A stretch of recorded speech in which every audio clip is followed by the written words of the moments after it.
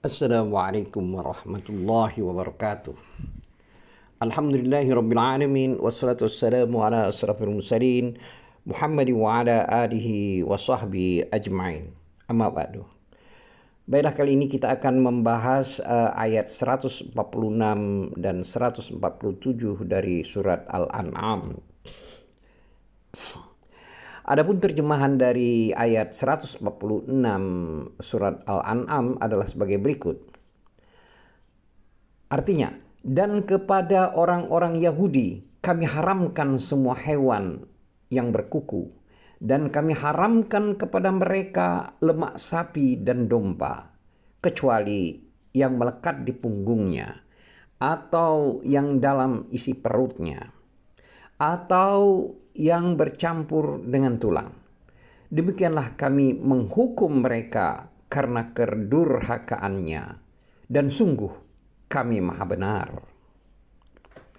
Terkait dengan ayat ini, maka Ibnu Jarir berkata, Allah telah berfirman dalam surat ayat 146 yang telah kita bacakan tadi, yaitu pada kalimat yang artinya kami haramkan atas kaum Yahudi semua hewan yang berkuku.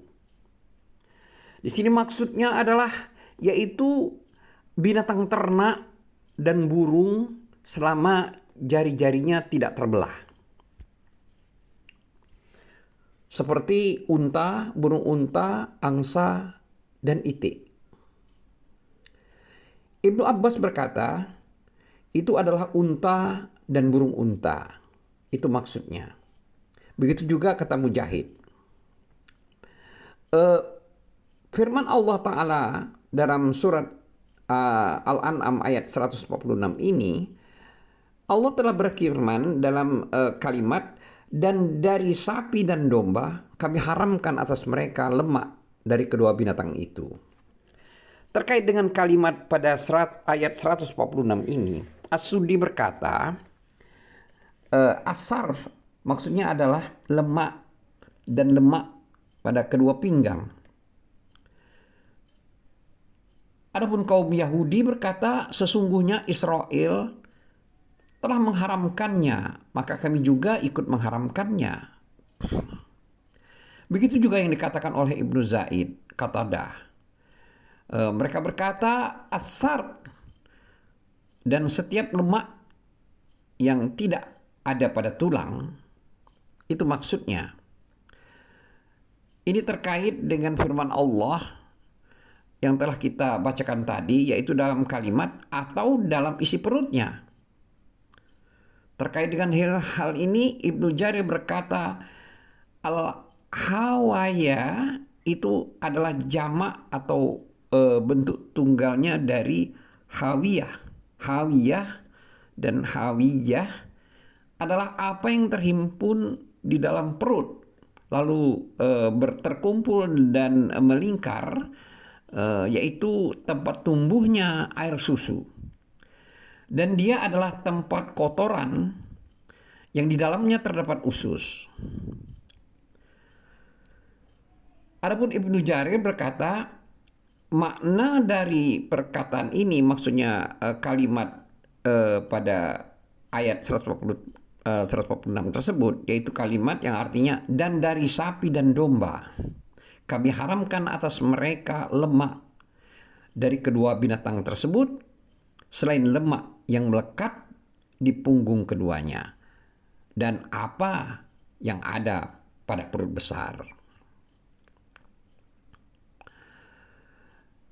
Terkait dengan firman Allah pada ayat 156, yaitu pada kalimat atau yang dalam isi perutnya atau yang bercampur dengan tulang, itu maksudnya adalah semua lemak yang ada dalam isi perutnya atau yang tercampur dengan tulang, kecuali lemak yang bercampur dengan tulang. Kami telah menghalalkannya untuk mereka. Ibnu Juraid berkata, lemak ekor itu bercampur dengan tulang ekor. Hukumnya halal. Dan segala sesuatu yang ada pada kaki, pinggang, kepala, mata, dan yang bercampur dengan tulang, maka hukumnya halal. As-Suddi mengatakan seperti ini. Selanjutnya firman Allah, yaitu dalam kalimat pada ayat 146 ini, yaitu kalimat, demikianlah kami menghukum mereka karena kedurhakaannya, adalah maknanya adalah maksudnya adalah hal tersebut adalah hukuman yang diberikan Allah kepada mereka, dan kami haruskan mereka ini adalah sebagai hukuman untuk mereka atas kedurhakaan dan penyelisihan mereka terhadap perintah-perintah kami, maksudnya perintah-perintah Allah. Sebagaimana halnya Allah berfirman dalam surat An-Nisa ayat 160 yang artinya, karena kezaliman orang-orang Yahudi, kami haramkan bagi mereka makanan yang baik-baik yang dahulu pernah dihalalkan. Dan karena mereka sering menghalangi orang lain dari ajaran Allah. Selanjutnya firman Allah yang tercantum dalam kalimat pada ayat 146 surat Al-An'am ini, yaitu pada kalimat dan sungguh kami maha benar. Itu maksudnya sesungguhnya kami, Allah pasti adil terhadap hukuman terhadap mereka ini. Terkait dengan hal ini Ibnu Jarir berkata, maksudnya adalah sesungguhnya kami, Allah, adalah benar dari apa yang telah kami kabarkan kepada kamu, wahai Muhammad. Dan pengharaman kami atas mereka tidak seperti yang mereka klaim bahwa Israel telah mengharamkan atas dirinya. Wallahu a'lam.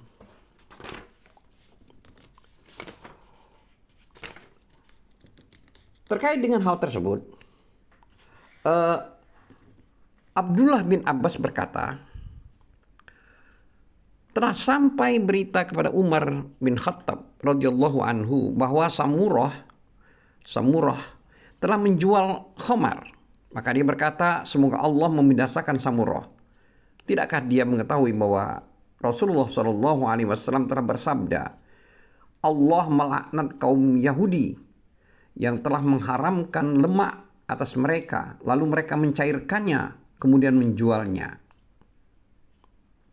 Ini merupakan hadis yang ditakhrij oleh Al-Bukhari dan Muslim. Selanjutnya dari Jabir bin Abdullah telah berkata, aku mendengar Rasulullah SAW bersabda pada waktu Fatu Makkah,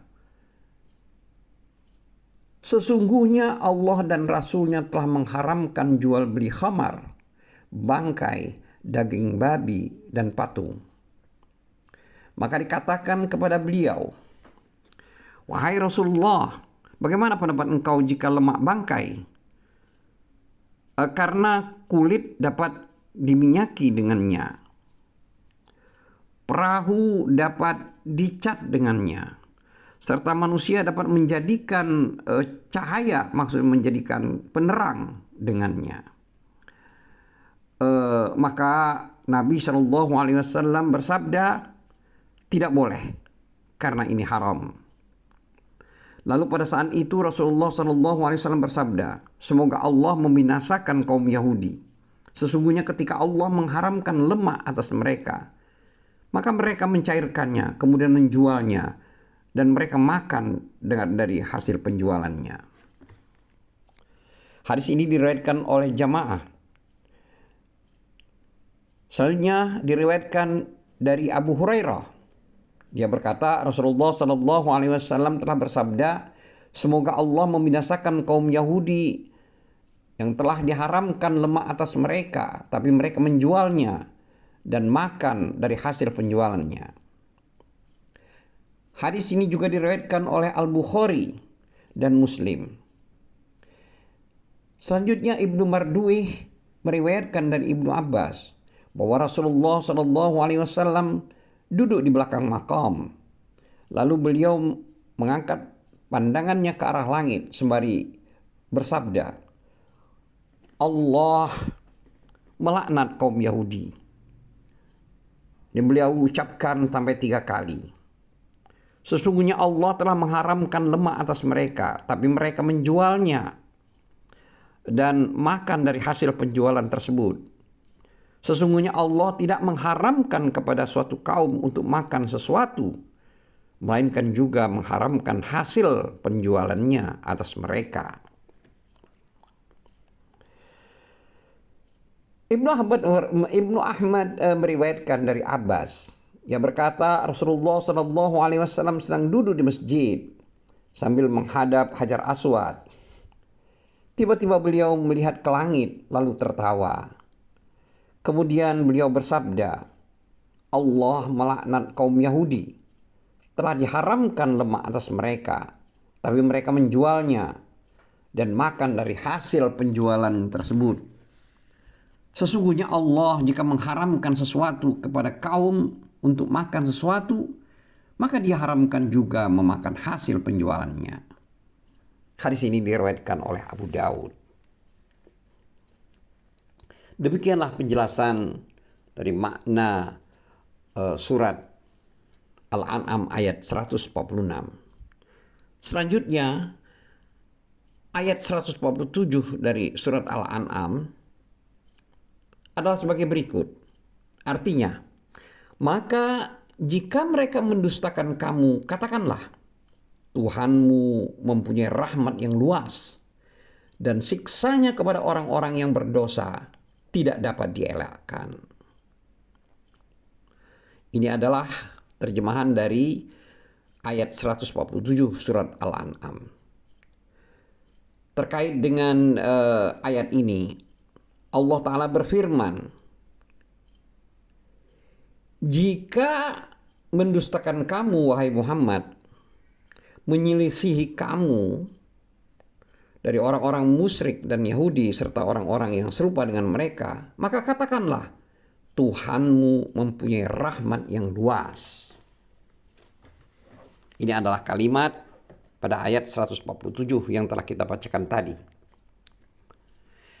Dan artinya adalah, maksud daripada ayat ini adalah anjuran untuk mereka dalam rangka mengharapkan rahmat Allah yang luas dengan cara mengikuti Rasulnya.